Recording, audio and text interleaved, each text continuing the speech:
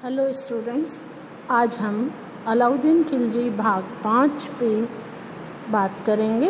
अलाउद्दीन की विजयों तथा साम्राज्य विस्तार में हमने विलीनीकरण की नीति के तहत उत्तर भारत की विजय के बारे में पिछले वीडियो में पढ़ा था।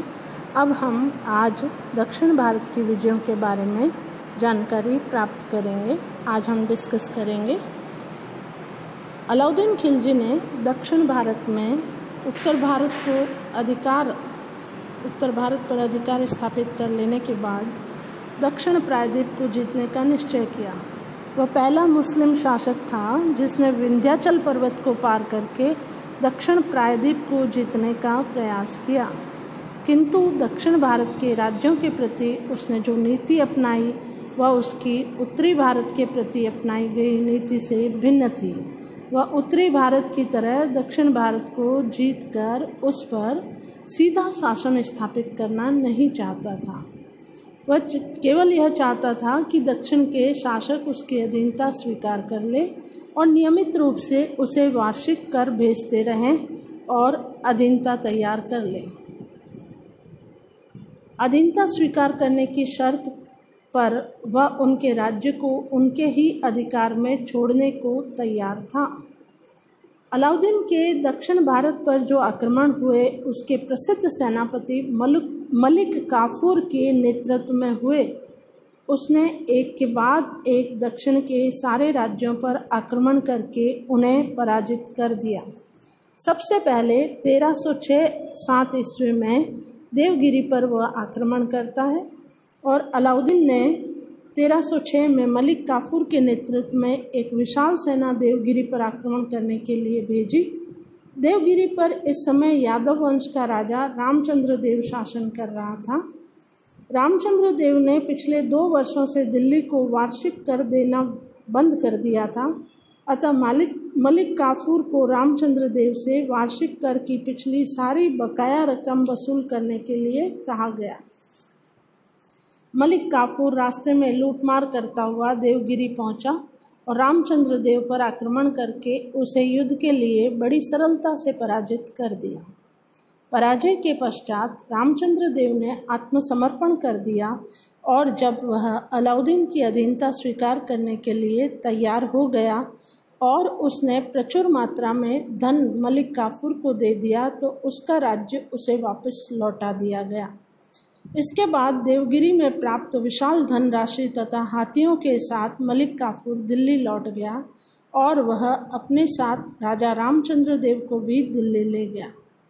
अलाउद्दीन मलिक काफूर की इस सैनिक सफलता से बहुत प्रसन्न हुआ और अलाउद्दीन ने रामचंद्र देव का भव्य स्वागत किया और उसे राय रयन की उपाधि तथा इनाम के रूप में कुछ सोने के टके प्रदान किए। इसके पश्चात अलाउद्दीन की दूसरी विजय के बारे में हम बात करते हैं। अलाउद्दीन ने मलिक काफूर के नेतृत्व में जो सेना भेजी उसने दूसरा दक्षिण भारत के तेलंगाना राज्य पर आक्रमण किया। अक्टूबर 1309 ईस्वी में मलिक काफूर के नेतृत्व में एक विशाल सेना तेलंगाना पर, जिसकी राजधानी वारंगल थी, आक्रमण करने के लिए भेजी गई। इस समय तेलंगाना पर काकतीय वंश का राजा प्रताप रुद्र देव शासन कर रहा था। प्रारंभ में प्रताप रुद्र देव ने आक्रमणकारी सेना का बड़ा बहादुरी से मुकाबला किया, किंतु अब घेरा लंबे समय तक चलता रहा और किले के भीतर लोगों की दशा अत्यंत संकटपूर्ण हो गई। उसने संधि करना उचित समझा।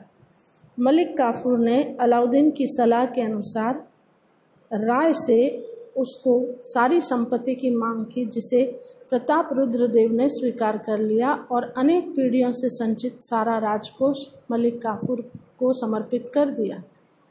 चूँकि प्रताप रुद्र देव द्वारा अलाउद्दीन की अधीनता स्वीकार कर ली गई थी, अतः मलिक काफूर ने उसका राज्य उसे वापस लौटा दिया और वारंगल में प्राप्त विशाल धन राशि को लेकर वह मार्च 1310 ईस्वी में दिल्ली के लिए रवाना हो गया। इसके पश्चात 1310 ईस्वी में होयसल राज्य पर मलिक काफूर की सेना ने आक्रमण किया। तेलंगाना के पश्चात अलाउद्दीन ने सुदूर दक्षिण में स्थित होयसल राज्य को जीतने का निश्चय किया। नवंबर सन 1310 ईस्वी में पुनः मलिक काफूर के नेतृत्व में एक विशाल सेना होयसल राज्य के विरुद्ध भेजी गई।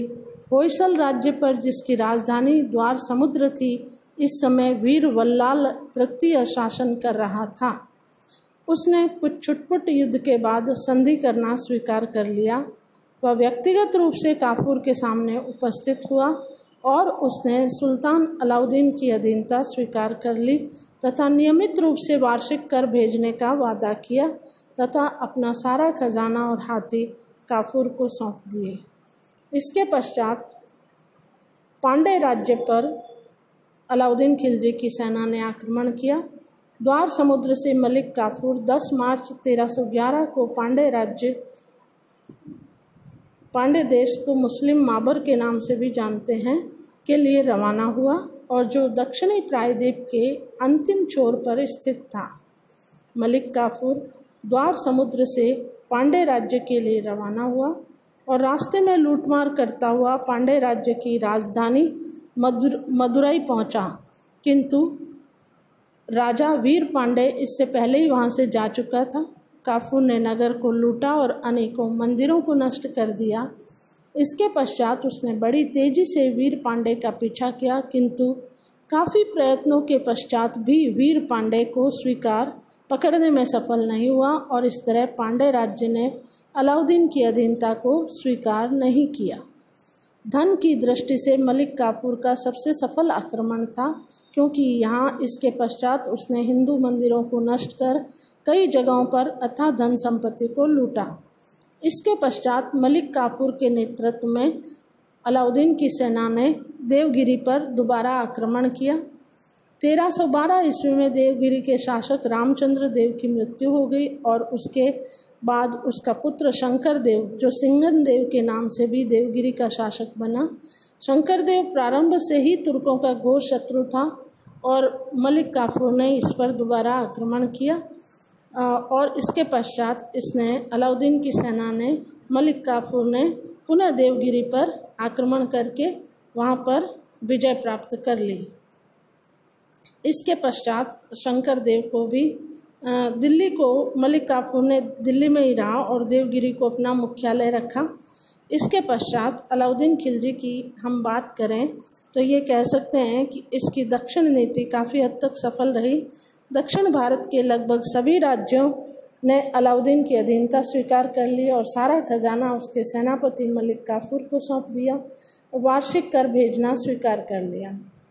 इसके पश्चात हम देखें तो अलाउद्दीन खिलजी की इस विशाल सेना ने मंगोल आक्रमणकारियों को रोका और उसका बहुत ज़बरदस्त मुकाबला किया। 1297 से लेकर 1306 ईस्वी तक अलाउद्दीन की सेनाओं ने भारत को मंगोल आक्रमणकारियों से रोक कर रखा। 1306 ईस्वी के बाद मंगोलों ने अलाउद्दीन के शासनकाल में फिर कभी भारत पर आक्रमण करने का साहस नहीं किया। यही नहीं बल्कि उसके बाद, जैसा कि बर्नी लिखते हैं, कि सीमा रक्षक गाजी मलिक तुगलक ने काबुल, गजनी और कंधार तक मंगोल प्रदेशों पर आक्रमण किए और उनमें लूटमार करके वहां से कर वसूल किया। आज के लिए इतना ही। आगे हम अलाउद्दीन के प्रशासन के बारे में बात